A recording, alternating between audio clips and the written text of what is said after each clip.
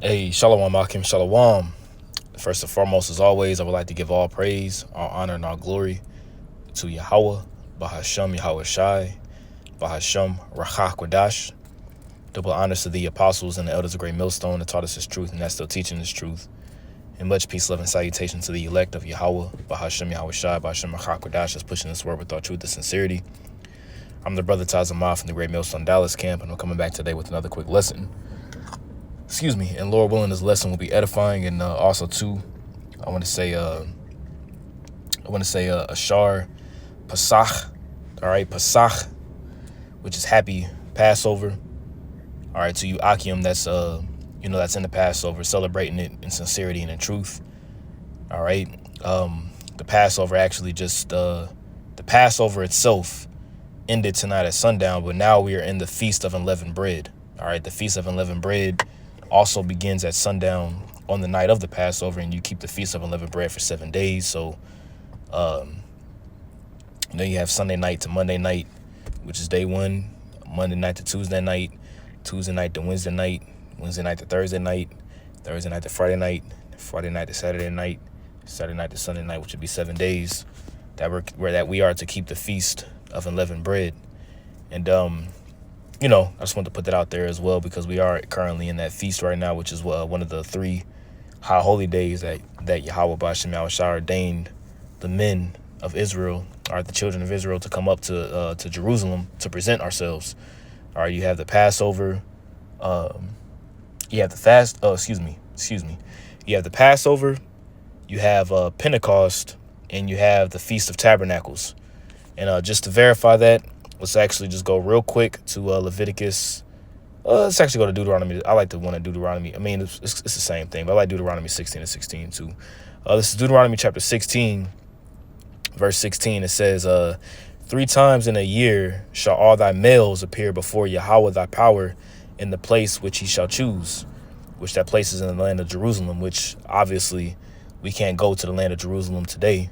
All right, so which is spiritual. We keep it here in the Americas and Babylon the Great and wherever we've been scattered, because as the scripture says in Judges 5 and 11, that we're going to rehearse the righteous acts.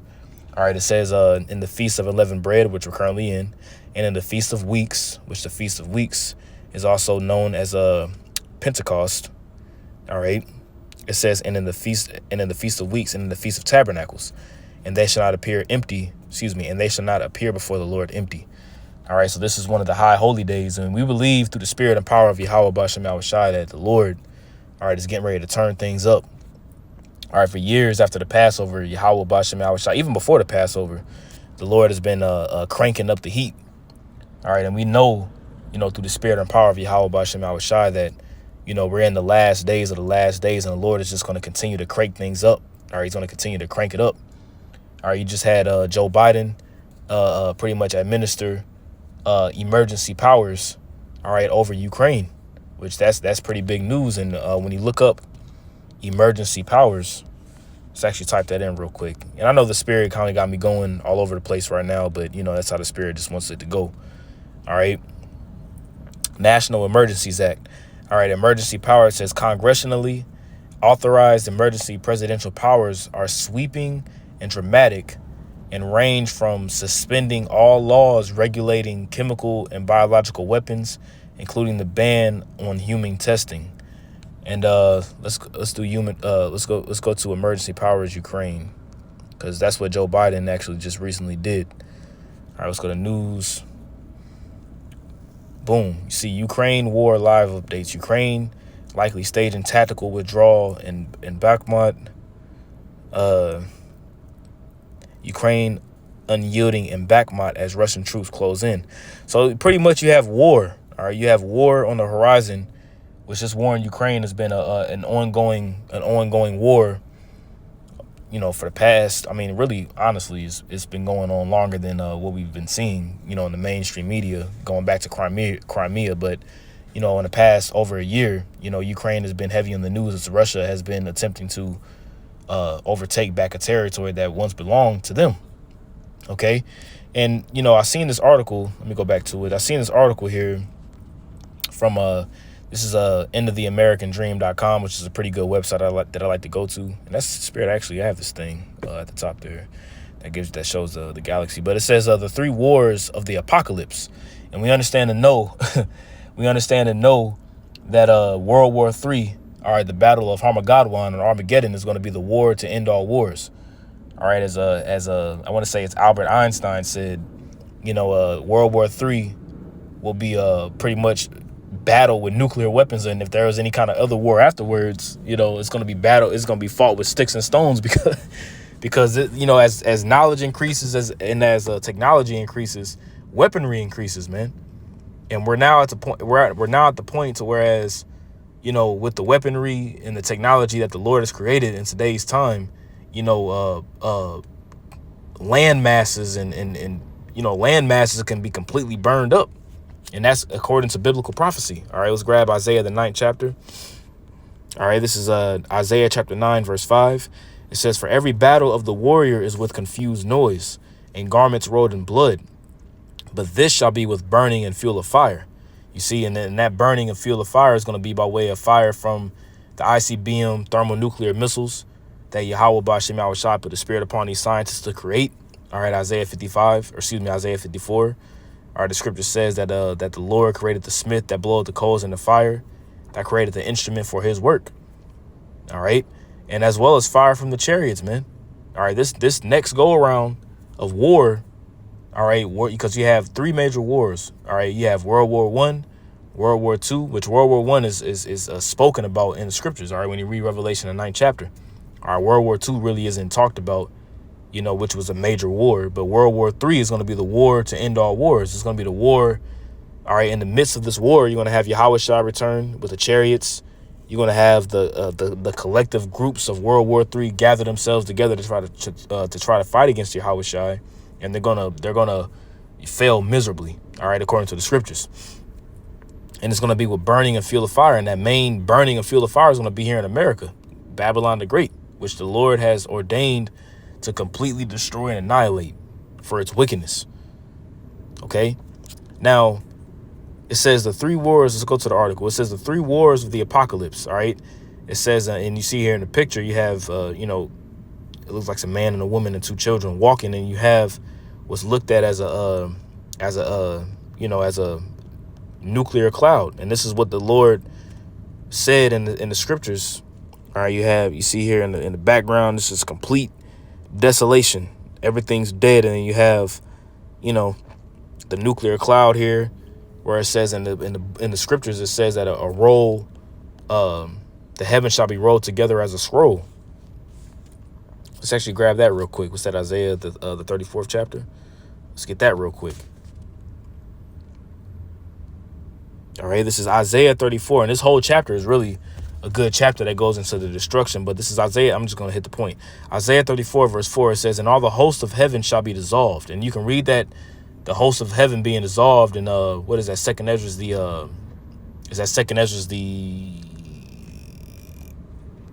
13th chapter? I'm not going to read it. I just want to just verify. Second Ezra's the 13th chapter. Yep. Read Second Ezra's 13, where it talks about all the hosts of heaven shall be dissolved. And the host of heaven is talking about the armies.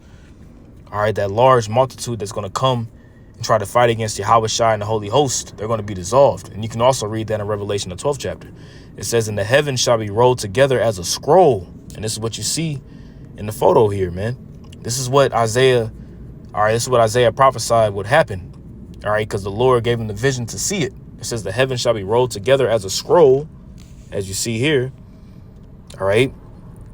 It says, and the heavens shall be, it says, "And all the hosts of heaven shall be dissolved, and the heavens shall be rolled together as a scroll, and all their hosts shall fall down, as the leaf falleth from off the vine, and as the falling fig from the fig tree. For my sword shall be bathed in heaven." And that sword that's going to be bathed in heaven is talking about the ICBM thermonuclear missiles.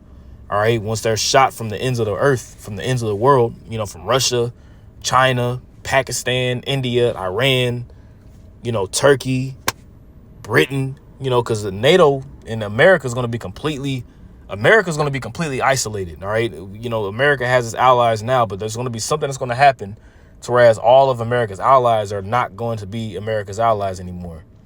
All right, you can read that in prophecy, Obadiah, the first, the book of Obadiah. They that have been confederate with thee, that have been confederate with thee, have pretty much have turned against you. So it says, for my sword, and also Revelation 17:16, for my sword shall be bathed in heaven. Behold, it shall come down upon Idumea. All right, and Idumea is the Greek way of saying Edom. Okay, so in the last days, this proves that what?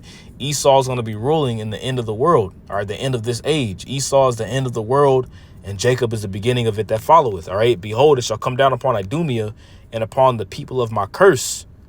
Okay, Idumea, Esau, Edom is the people of Yahweh Bahashem Yahweh Shai's curse, going back to the curse of Cain, that leprosy, that mark. It says to judgment. And we're clearly seeing that the buildup is happening, man. The armies gathering themselves together in the valley of Yahweh Shaphat, or the valley of Jehoshaphat. We clearly see the buildup taking place daily, man. Okay, so let's go to this article here. It says the three wars of the apocalypse. All right, it says the sound of war drums is getting louder all over the globe. And we just said that, Did not Yahweh Shai say that in Matthew the 24th chapter? He said that there shall be wars and rumors of wars. Nation shall rise against nation and kingdom against kingdom. You see, that's what Yahweh Shai said. All right, it says in this article, I want to give you an update on the three major conflicts which will define World War III. Okay, it says in the years ahead, it is inevitable that smaller regional conflicts will erupt at various times.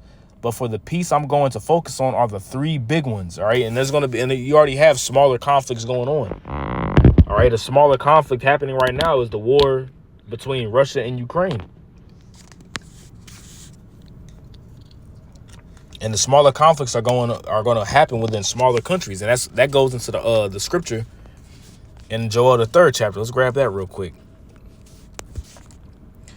And I don't have anything written down. I'm just, going in the spirit of what the Lord gives me. All right, this is Joel the 3rd chapter, verse 9. It says, proclaim ye this among the Gentiles. And this Gentiles here is talking about the actual heathen, all right, the actual heathen nations. All right, it says, prepare war, wake up the mighty men, let all the men of war draw near, let them come up. Beat your plowshares into swords and your pruning hooks into spears. Let the weak say, I am strong. You see that? So the weak nations, the quote unquote weaker nations, are now saying that they're strong.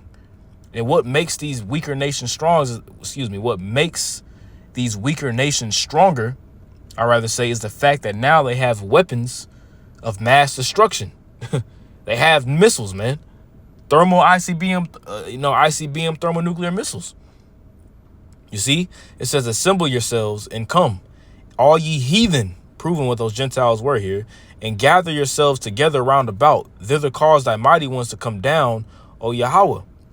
You see, and the mighty ones to come down goes into the missiles, because the missiles are part of the Lord's army. They're part of the Lord's military, man, because the Lord is the one that created the missiles, And that's what's happening right now. These weaker nations are now gathering themselves together for war. Okay? While you have the rest of Jake playing games and, Jake trying to make the truth about themselves and things of that nature, man, Yahweh Bahashem Yahweh Shai is moving, and it's just going to intensify.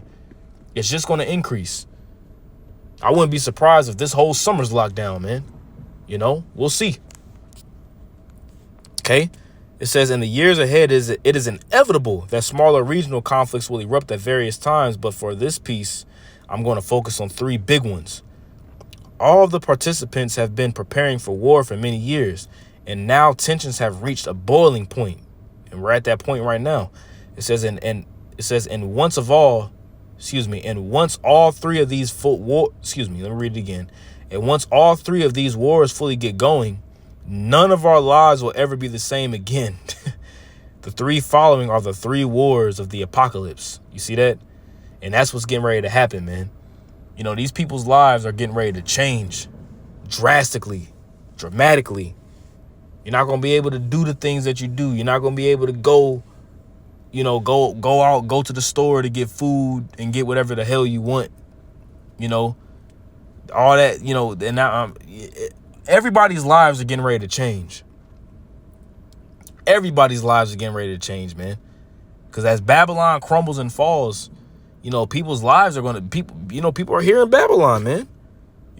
People are hearing Babylon. We're hearing Babylon, but we trust and believe through the spirit and power of Yahweh B'Shem Yahushua that, we're going to be protected. Yahweh B'Shem Yahushua is going to protect us. We're not going to be caught up, Lord willing, we're not going to be caught up in this madness that's getting ready to come, man. Which is why we're doing, which is why we go to the highways and byways and preach the truth, do these lessons, and serve Yahweh B'Shem Yahushua in fear and trembling. Okay. Number 1, the United States and Russia, which that's in prophecy. Let's go ahead and grab it. Revelation 20. Let's get it. See, this is our job as watchmen. Our job is to see what's going on the planet Earth, see these news articles as these other camps. Mainly, you had WFI, Watchmen for Israel, come out and say, these guys, they go to news articles, man, and, they read the news articles. And Well, I mean, what's our job as a watchman? Our job is to see what the Lord says and to go into the scriptures and prove what's happening in the news, man, and you filter it through the scriptures. That's our job. You see? That's what a true watchman does. Anyways, this is Revelation 20. Verse 7. Revelation 20 and 7, it says, and when 1,000 years are expired, all right, which that 1,000-year period is whenever Esau, Edom, all right, will come back into power and rule. All right, after the Renaissance period, or not after, but after the so-called Dark Ages or the Middle Ages, what would happen? You would have Esau come back up in a Renaissance and begin to come back into power. And we're in this time now. That 1,000-year period is roughly around, 325 AD, going into the end of the 1300s, going into the 1400s, when Esau came back up into power. The Renaissance and Christopher Columbus coming in here to the Americas, Jay going into hardcore slavery, right? So it says, and when 1,000 years are expired, right, Satan shall be loosed out of his prison. And that Satan is not talking about no spiritual demon Satan that's in the pits of hell, right? As you have these different Israelite camps like the IUIC, and fuck it, I'll even say it, Sakari. They believe in hell too, right? They do, based upon the things that they say. Ain't talking about no spiritual demon Satan that's been loosed in, that's been bound up in the quote unquote pits of hell, right? For 1,000 years. Now all of a sudden his chains have just been broken. Now you got the spiritual demon Satan in hell, in this place of torment that's been chained up. Now he got the reins to go loose. No, the Satan is talking about Esau. He's gonna be loosed out of his prison because we had Esau.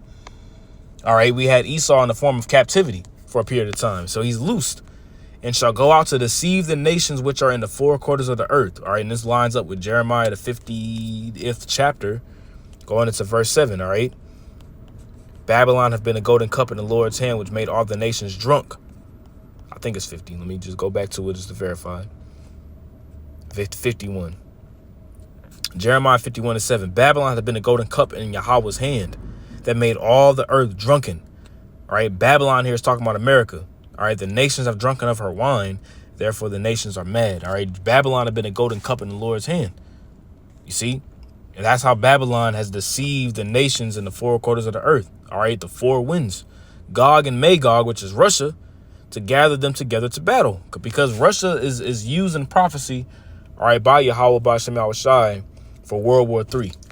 You can read that in Revelation, the 13th chapter. It tells you that the beginning of this beast empire is going to be by the leopard. All right, but it's going to end by the feet of a bear, which is going into Russia. All right, the number of whom is as the sand of the sea. That's why Russia has been, boosting up itself in its military might, its missiles, its defense systems. Russia has been on the up and up for almost a decade now, man. As long as my little time in the truth, as long as Yahweh B'Shem Yahushua has had me in the truth, and I pray that the Lord Yahweh B'Shem Yahushua keeps me in the truth, Russia's been in the news consistently, man.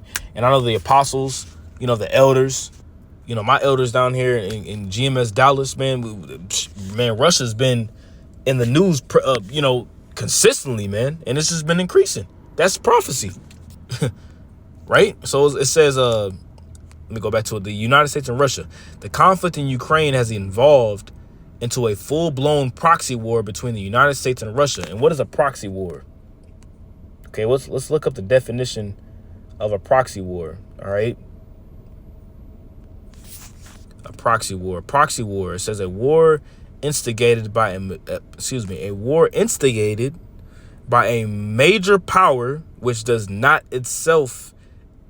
Let me read it again. A war instigated by a major power which does not itself become involved. You see, because this proxy war is that look, the power that's involved is America, but it uses Ukraine, all right, as its buffer in a sense. That in America has been known for its proxy wars worldwide. All right, that was a tongue twister. It's proxy wars worldwide.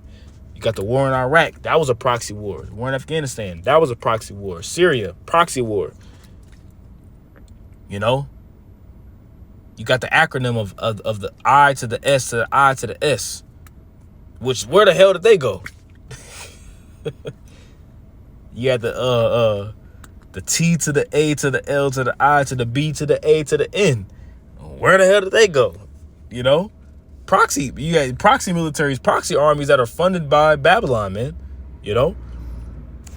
It says Russian authorities have made it very clear who they believe their real enemy is.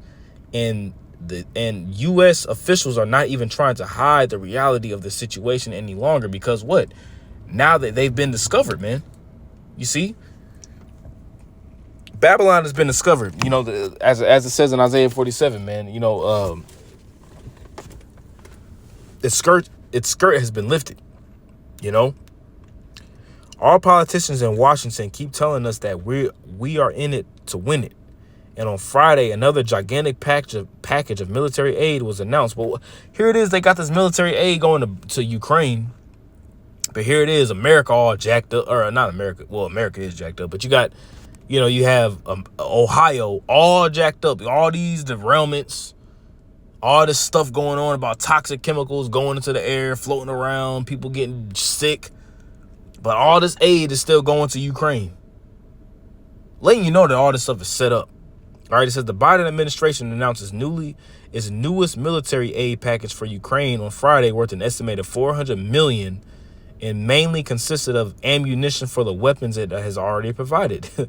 Secretary of State Antony Blinken announced the package, which is the 33rd drawdown of U.S. stockpiles for Ukraine since August of 2021. 33rd, right? 3-3, quote unquote, hint, hint. Air quotations, 3-3, 33rd. I'm going to let y'all put the pieces together. Saying in a statement, we are again reminded of the boundless courage and steadfast resolve of the people of Ukraine, as well as the strong support for Ukraine in the international community. And it's all about Ukraine. I remember last year, I was driving down the highway. All you were seeing, I thought I was in Ukraine. Shit. Ukrainian flags flying on the highway. I'm like, God damn. I'm like, man, am I in fucking Ukraine? It was cold as hell. I'm like, damn. You know? All this stuff is just witchcraft, man. This is madness, as the guy in 300 said, right? This is Babylon, right? Anyways, it says the U.S. is providing more funding for the war in Ukraine than anyone else, more military equipment than anyone else, more ammunition than anyone else, and more military intelligence than anyone else. Because America is the one that's behind it. America, Babylon the Great is the one that's behind all this. You see? And you got these people, these bonehead, big head ass people out here talking about Russia's evil. Russia. Right, but here it is. You got America setting up its NATO bases they keep expanding westward, man, or eastward on the western borders of Russia. So Russia, like, man, hold up. You keep coming to my back door, bro. I'm finna stockpile up, nigga. Right? You gotta have fun with this. You know, it says, and now we are actually bringing Ukrainian pilots to the United States to train them how to fly F-16 fighter jets. 2 Ukrainian pilots are currently in the United States undergoing an assessment to determine how long it could take to train them to fly attack aircraft, including F-16 fighter jets, according to 2 congressional officials and a senior U.S. official. And that's how America really establishes its powers, through its Air Force. You know, America's Air Force is A+ grade. Okay, them F-16 fighter jets, America's Air Force is how they can go into these different nations and completely pummel a nation, man. You don't got to go in on the ground. You go in through the sky. You know, the Ukrainian skills are being evaluated on simulators at a U.S. military base in Tucson, Arizona, the official said, and they may soon be joined by more of their fellow pilots. But despite all of our help, the Russians continue to advance.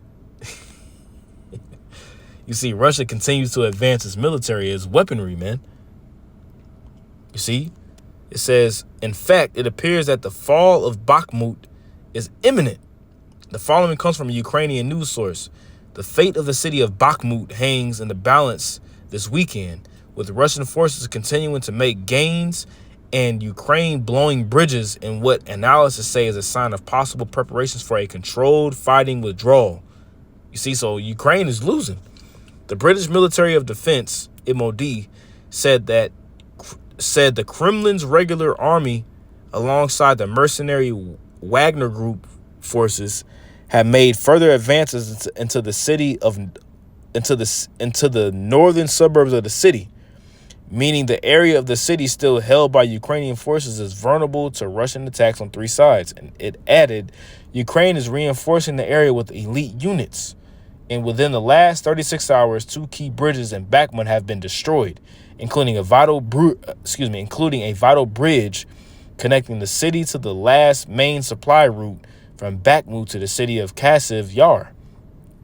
Once Bakhmut falls, the Ukrainian forces in that area are going to be in a really tough position. If the Russians start gobbling up big chunks of territory, Ukrainian leaders will become increasingly desperate, and desperate leaders can do some really stupid things. And that's what's going to happen, man. You know, really stupid things will happen based upon trying to gain force, but it's really going to be the Lord. All right, let's grab, and it's not stupid. You know, that's why I said that it's going to be the Lord, because it's not stupid, because at the end of the day, the Lord is the one that's in control. Proverbs 21:1, the king's heart is in the hand of Yahweh as the rivers of water. He turneth it whithersoever he will. You see, so the Lord's program is going to ultimately be done at the end of the day. The will of Yahweh B'Shem Yahushua is going to go forth, whether people want to agree with it or not, right? Let's go back to the article. Israel and Iran, okay? And that's another big thing, man. Hey, the scripture, matter of fact, let's grab that. The scripture says that the least of the flock is going to draw them out. Jeremiah 49 and like 20. Let me see real quick.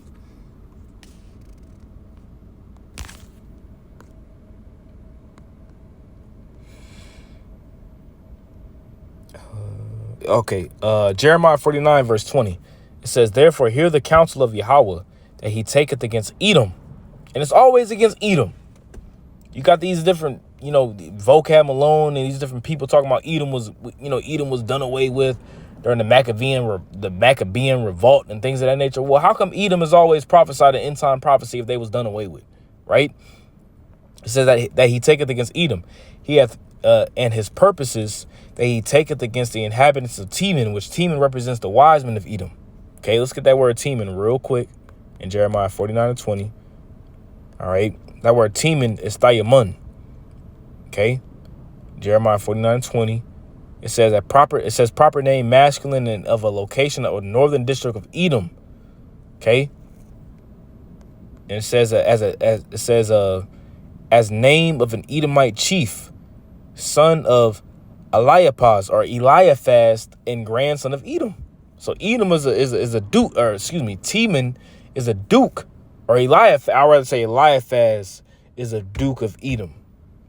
Okay, so it says Teman equals south, son of Eliaphaz, grandson of Esau, and one of the dukes of Edom. Okay, there it is right there. Teman is one of the dukes of Edom. Okay, which represents the wise men of Edom, right? It says that it says, and his purpose is that he hath purpose against the inhabitants of Teman. Surely the least of the flock shall draw them out. And the least of the flock is talking about Israel. Israel's going to do something. All right. The state of Israel, I'm saying it like that for a reason, is going to do something that's going to draw America into World War III, whether it be them striking Iran or whatever. Because America and Israel today work in tandem together. America is pretty much Israel's hoe. That's the only way I can really put it. You know, it says, surely he shall make their habitations desolate with them. OK, America's going to be drawn in, and Iran and Israel been had beef for years. Right. The earth is moved at the noise of their fall. At the cry, the noise thereof was heard in the Red Sea. And that's in the area of what? The Valley of Jehoshaphat. You see, because it's going to be nuclear missiles shot off. Israel's going to be completely pummeled. The land of Israel today is going to be completely pummeled by thermonuclear missiles. America is going to be completely pummeled by thermonuclear missiles. Because those people in the land of Israel today got to be purged up out of there, man. You know, it says, behold, he shall come up and fly as the eagle, and spread his wings over Basra. And that lines right up with Isaiah 63. Who is this that coming from Edom with dyed garments from Basra? You see, in the eagle, in the wings is talking about the chariots, man. And at that day shall the heart of the mighty men, the military, the armies of Edom shall be, let me read again. And at that time shall the heart of the mighty men of Edom be as the heart of women in her pangs. You see, because when Yahushua returns with the chariots, man, all bets are off. All bets are off. Any kind of thought of winning, it's going to be done. The power that the Lord is going to come with is going to be out of this world. Literally, it's going to be out of this world. Okay. So it says the second major war of the apocalypse will involve Israel and Iran. And we just read the prophecy in Jeremiah 49. Israel and Iran has had beef for many years.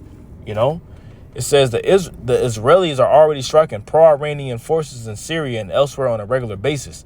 But at some point, a full-blown conflict will erupt. America will not be dragged into World War III unless Israel does something, according to biblical prophecy. Let me say it again. America, Babylon the Great, will not be dragged into World War III unless Israel, the state of Israel, does something to drag them in.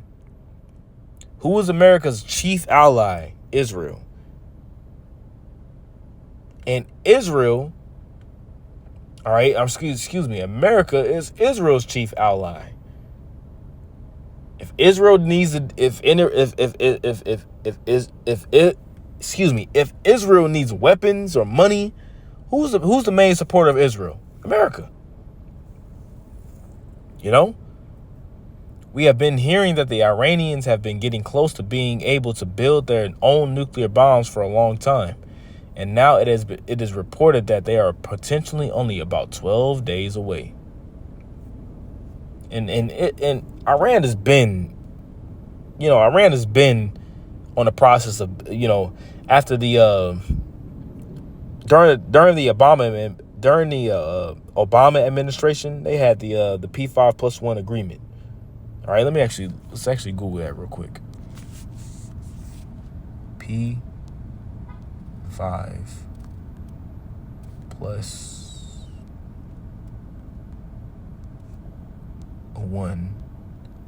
agreement. The P5+1 refers to the UN Security Council 5 permanent members. The P5, namely China, France, Russia, the United Kingdom, and the United States, plus Germany.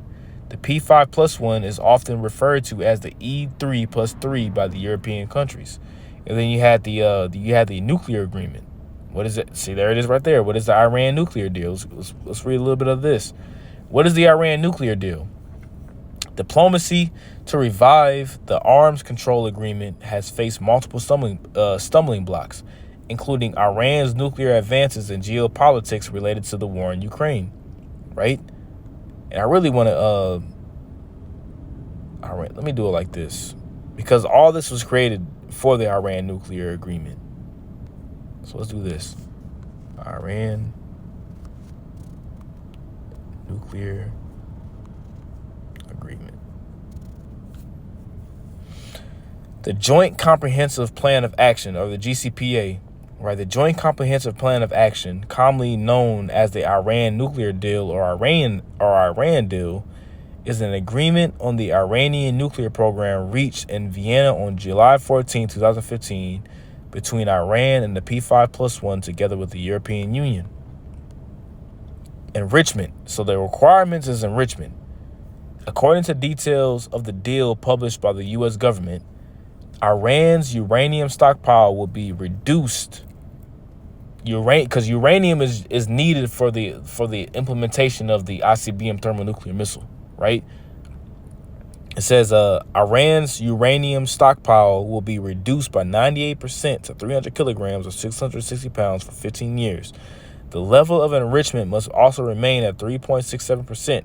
Iran will retain no more than 6,104 out of almost 20,000 centrifuges it possesses. So pretty much it's a decreasement in uranium enrichment. But as of lately, that P5+1 of the GCPA, the JCPOA, the Joint Comprehensive Plan of Action deal, has been pretty much ratified. Also, Russia ratified itself from America checking its nuclear stockpile. I forgot what the treaty name is, but recently they backed out of it this year.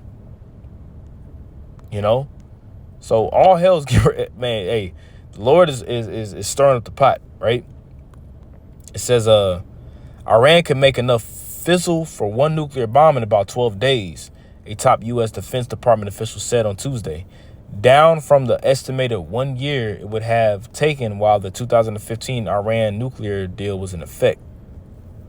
Israeli Prime Minister Benjamin Netanyahu has been warning us for a long time that he will never allow the Iranians to build a nuclear weapon. And it sounds like he realizes that the moment of truth is now upon us. The longer you wait, the harder that becomes, Israeli Prime Minister Benjamin Netanyahu said of a strike on Iran at a security conference in Tel Aviv last week. We've waited very long. I can tell you that I will do everything in my power to prevent Iran from acquiring nuclear weapons. And that's why you've been having issues going on between Iran and Israel. Because those Iranians know who the true Israelites are. They know. Yeah, when I read one Iranian ruler, I forgot the guy's name. Damn, I forgot the guy's name, man. It's gonna bother me. He pretty much said, how did the true Israelites leave black but come back white? Let me type that in. Iran leader, Israelites leave black but come back. Come back white.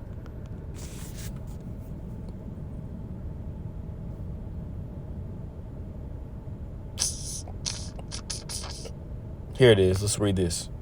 In 1958, President Nasser of Egypt. In 1958, President Nasser of Egypt said of the Jews, they left here black and came back white. What did he really mean? Right? What did he mean? You know, what did this guy mean? You know.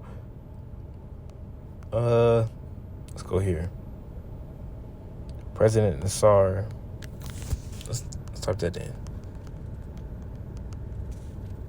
Jews left black but came back white.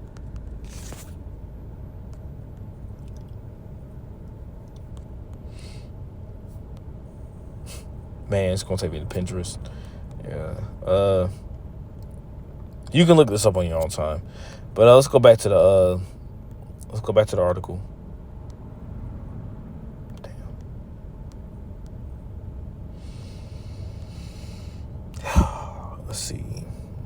It says, I believe this war will start in a way that most people do not expect. Let's read it again. I believe that this war will start in a way that most people do not expect.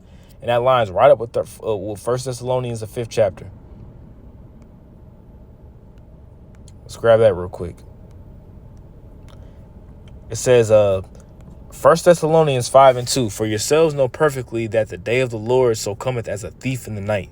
For when they shall say peace and safety, right, then sudden destruction cometh upon them, as travail upon a woman with child, and they shall not escape. You see, so it's going to come in a way that most people don't expect it to happen. Something is going to happen where Israel is going to draw America into it, you know. It says, and once it does start, the U.S. will inevitably get involved. I've never even read this article. And there it is right there. And once it does start, the U.S. will inevitably get involved. Why? Because America is an ally of Israel. In fact, it has just been revealed that the U.S. military already has drawn up a concept plan for a war with Iran. The U.S. military allocated spending for secret contingency operations pertaining to an Iran war plan, according to a classified Pentagon budget manual listing emergency and special programs reviewed by The Intercept. The contingency plan, codenamed Support Century, was funded in 2018 and 19, according to the manual, which was produced for the 2019 fiscal year. It classifies Support Century as an Iran con plan or a concept plan, a broad contingency plan for war which the Pentagon develops in anticipation of a potential crisis. You see, because Iran is a key place, I rather say, that Babylon or Esau wants to occupy. You see, that's why Iran has been in the news lately, you know, for years, as a place of, these guys got weapons of mass destruction, yada, yada, yada, because they haven't bowed down to the whole central bank, the whole central bank deal, right? Number 3, the United States and China. When I first, and I actually, let me do this, Whoa, Asia, excuse me, not wow, but Whoa, Asia, Whoa, Asia. I spelled that wrong. ASIA. Whoa, Asia. There it is. 2nd Ezra 16:1. Woe be unto thee, Babylon, which is America, and Asia, China. Woe be unto thee, Egypt and Syria. Gird up yourselves and clothes and cloths of sack and hair, which is representation of mourning. Bewail your children and be sorry, for your destruction is at hand. You see, because people think that once America falls, China's going to come into power. They're going to be the next runners up and yada, yada, yada. No. America is right there in league with China. Once America falls, China's going to fall too. China just implements its rules first, in a sense. Not its rules, but like WeChat and social credit score and things of that nature. China does that stuff first. China's like a man. You know how companies do like a dummy test. I forgot the name of it.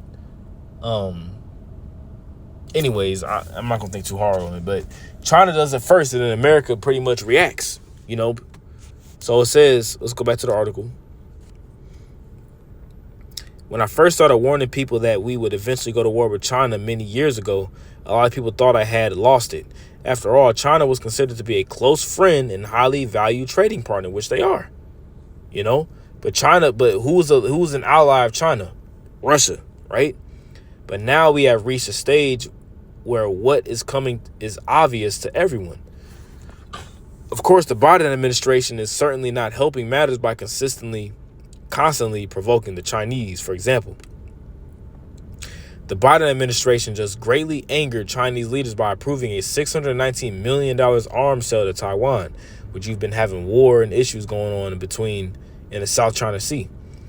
Let's go down here. Meanwhile, the Chinese just announced that they will be dramatically ramping up their own military spending, because China's going to be a very, very big key piece in World War III as well. right there, right alongside Russia. A war between our two nations will be absolutely cataclysmic. Look up that definition. But it is going to happen anyway. She's like, look, it's going to happen regardless. And U.S. Army Secretary Christine Wormuth just warned that the United States homeland will be at risk when such a conflict erupts. And this is the land of unwalled villages. That's in Ezekiel, the 38th chapter. Let's get that real quick. I'm sorry, it might be Jeremiah 49. Okay, Ezekiel 38. I'm thinking of the nation that dwelleth without care, but this is Ezekiel 38 and 11. Verse 10. Thus saith the Lord Yahweh, it shall also come to pass that at the same time shall things come into thy mind, and thou shalt think an evil thought. And that evil thought's going to be to shoot thermonuclear missiles. And who's going to put it into the mind of these rulers? Vladimir Putin is going to be Yahweh Ba'Shem Yahushai. And thou shalt say, I will go up to the land of unwalled villages. Okay? Unwalled villages. Let's get that real quick. Unwalled villages. That word is parwazayim. Parwazayim. Because the root word is paraz. You got parwazayim. Okay? And that word unwalled villages says open region, hamlet, a land of hamlets. And what is a hamlet? Let's look it up. All right, not this nigga. Let's see. It says a small settlement, generally one smaller than a village. Okay, a small settlement. It says related to let's see, a little village. It's like an open area, right? So I will go to the land of unwalled villages. I will go to them that are at rest. And that word rest, I'm going to say is batach, if I'm not mistaken. Okay, Salakia. Shaquat. That word batach is in actually Jeremiah 49. But it says that word shaquat is be quiet or undisturbed. Okay, to be quiet or undisturbed. And peace and security. You see that? Peace of land at peace. You see, these people here in America think that everything is all gravy. Everything is good, right? This is the land of unwalled villages. I will go to them that are at rest, that dwell safely. I think that word safely is batach, actually. Okay, there it is. Yep, batach. Safely. All right? And that word safely here means what? It says security. You know, they believe that their military is the strongest. Our military is the strongest. We'll blow them out the water. We got nuclear missiles, yada, yada, yada. Our defense systems is great, right? Even though it's, you know, almost just decades behind, you know, Russia, right?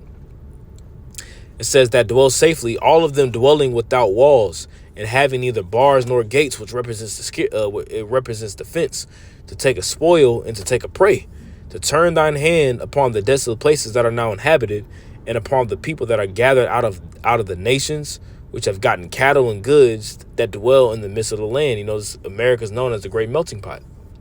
You see, these people that dwell here securely, quote unquote, is going to be caught off guard. When they shall say peace and safety, then sudden destruction cometh upon them as a woman with travail. You see? You see that? The United States homeland will be at risk when such a conflict erupts. Let us hope for peace. And what did the Lord say? There's no peace unto the wicked. Isaiah the 49th chapter. Take a look here, because I want to probably get ready to wrap up here. Just glancing over.